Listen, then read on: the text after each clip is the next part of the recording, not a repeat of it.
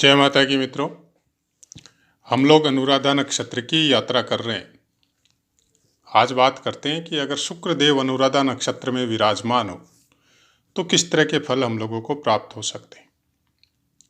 अगर पुस्तक के अनुसार चर्चा करें, जैसा कि अभी पाठ का नियम कर रखा है कि फर्स्ट पार्ट हम लोग चर्चा करेंगे केवल पुस्तक में क्या लिखा है, और सेकंड पार्ट में चर्चा करेंगे कि पुस्तक में ऐसा क्यों लिखा है, और बाकी हम लोगों को कौन कौन सी चीज़ों का योगदान जन्मपत्री में होता है।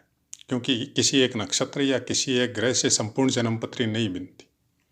किसी एक नक्षत्र में कोई ग्रह विराजमान होने से अगर पुस्तक में कुछ फल खराब भी लिख दिया जाता है तो किसी की दृष्टि से उसमें परिवर्तन आ जाता है। दूसरा बात, वो आपके कौन से भाव में विराजमान है, आपकी राशि क्या है या आपका लगन क्या है, कितने अंशों पे है और बलवान है या नहीं है, उसके फल आपको संपूर्ण मात्रा में मिलेंगे। ऐसी बहुत सी बातें।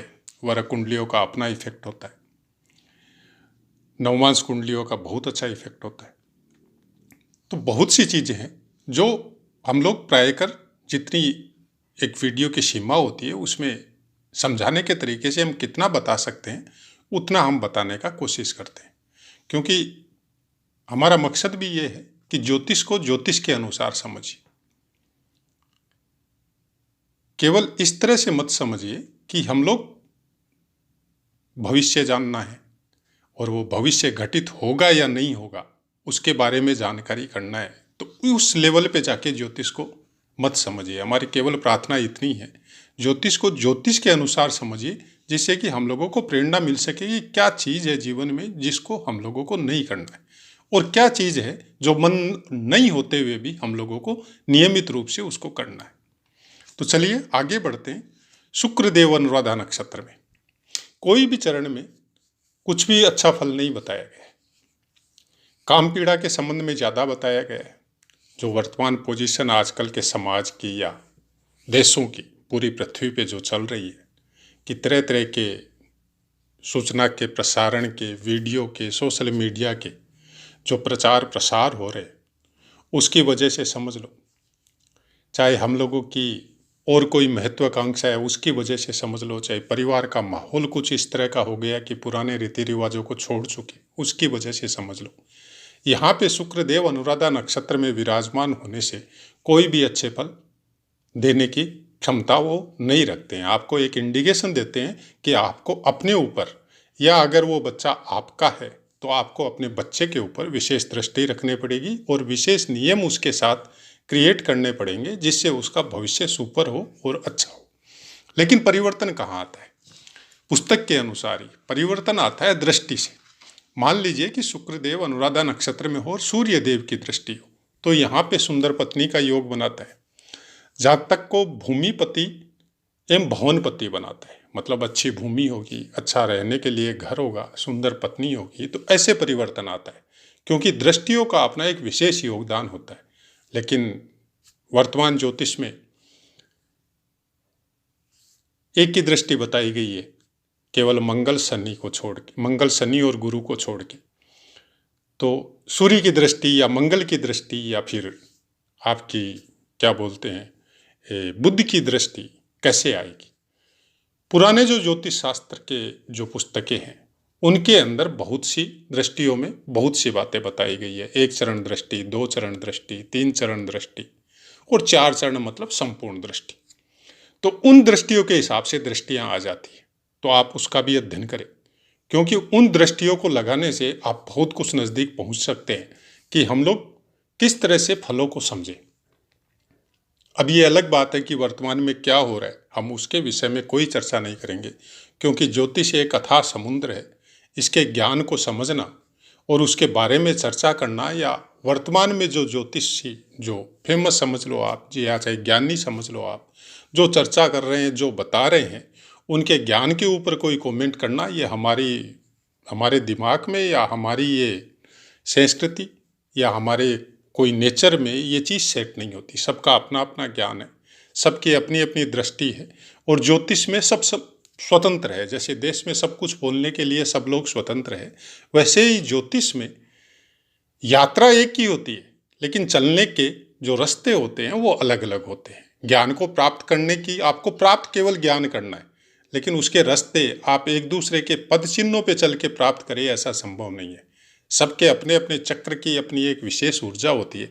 किसने किस चीज को जागृत किया और किसके द्वारा क्या प्रेरणा किसको मिल रही है, वो सबकी अपनी अपनी यात्रा के ऊपर निर्भर है। चंद्रमा की दृष्टि जातक परिवार में श्रेष्ठ होता है, लेकिन काम भावना की मात्रा यहां भी बताई गई है कि बढ़ी हुई रहती है। मंगल की दृष्टि कुछ क्रूर होता है, गुस्से के साथ क्रूरता भी हो सकती है, कुछ इस तरह के कामों में भी जुड़ा हुआ हो सकता है जो समाज के हिसाब से या देश के हिसाब से मान्य नहीं है। बुध की दृष्टि पारिवारिक जीवन सुखी होता है, संतान भी सुशिक्षित होती है। गुरु की दृष्टि बहुत शुभ फल देती है और जातक का जीवन सुखी रहता है। पत्नी, बच्चे और वाहन, ग्रह, सब चीज का सुख यहाँ पे इंसान को प्राप्त होता है। शनि देव की दृष्टि कुछ विशेष अच्छे परिणाम नहीं देती है। अब ये बात हो गई पुस्तकों की।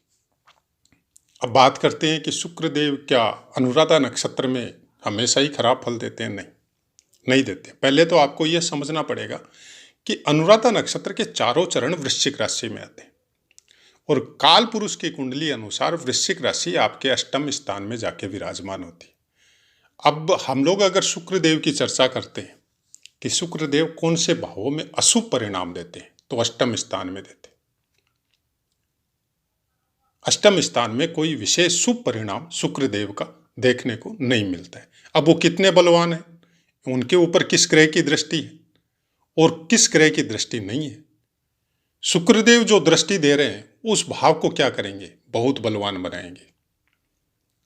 क्यों? शुक्रदेव कालपुरुष की कुंडली अनुसार अपने भाव को देखेंगे।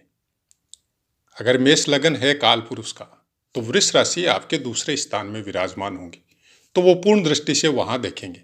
अगर वो बलवान है तो माना अष्टम स्थान का उनका परिणाम हो सकता है अच्छा नहीं हो यहाँ पे अनुराधा नक्षत्र में विराजमान होने के, लेकिन दूसरे स्थान का परिणाम बहुत अच्छा होगा।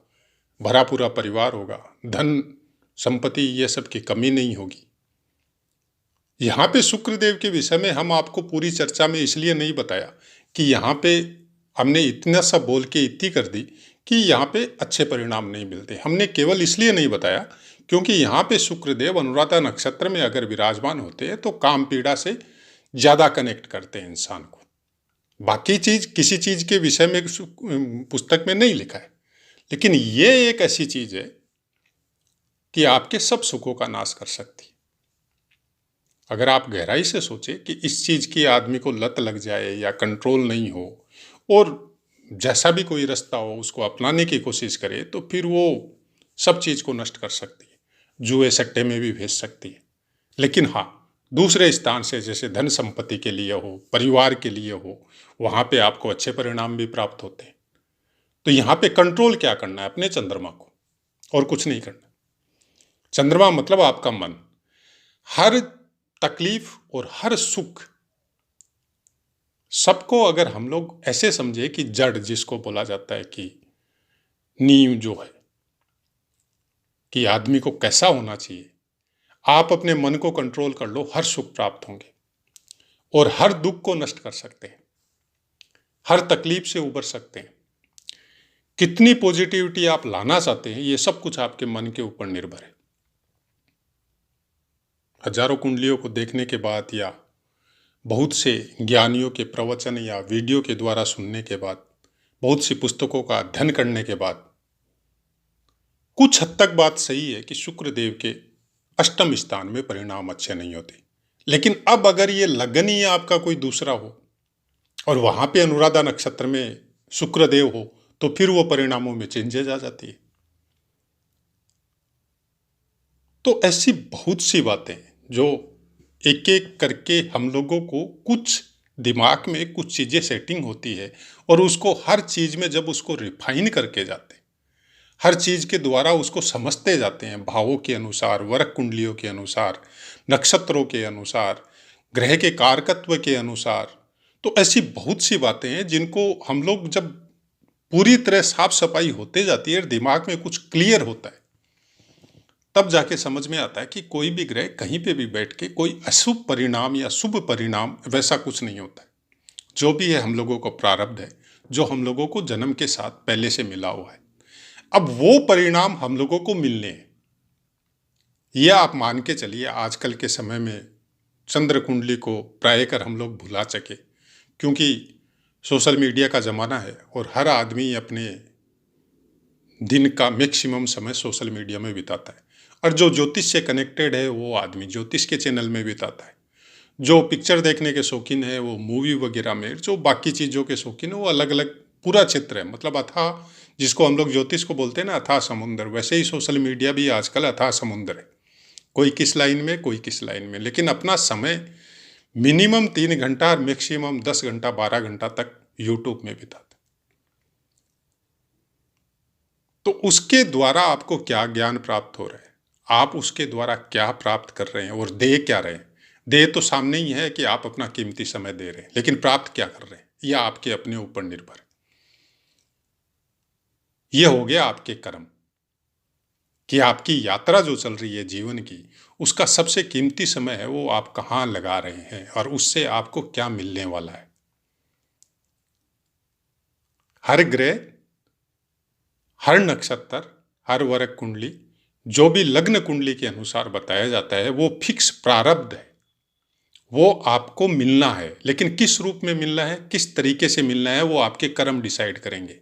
किस उम्र में मिलना है, महादशा, अंतरदशा, ग्रह और गोचर, और उसके बाद में किस तरह के आप कर्म वर्तमान समय में कर रहे हैं और कौन से ग्रह की महादशा चल रही है, वो डिसाइड करेगा कि वो प्रारब्ध के कर्म आपको किस रूप में मिलने हैं। अच्छे अच्छे कर्म भी स्मॉल रूप में आके निकल जाते हैं, पता नहीं चलता। बहुत अच्छा प्रारब्ध आया कि आपका गुरु नवम त्रिकोण स्थान का, पंचम स्थान का स्वामी है और उसकी महादशा आई, आपको कोई विशेष अच्छे फल नहीं मिले, तब आपको गौर करना पड़ेगा कि आपकी यात्रा कौन से कामों के द्वारा चल रही है जीवन की, आप कर क्या रहे हैं।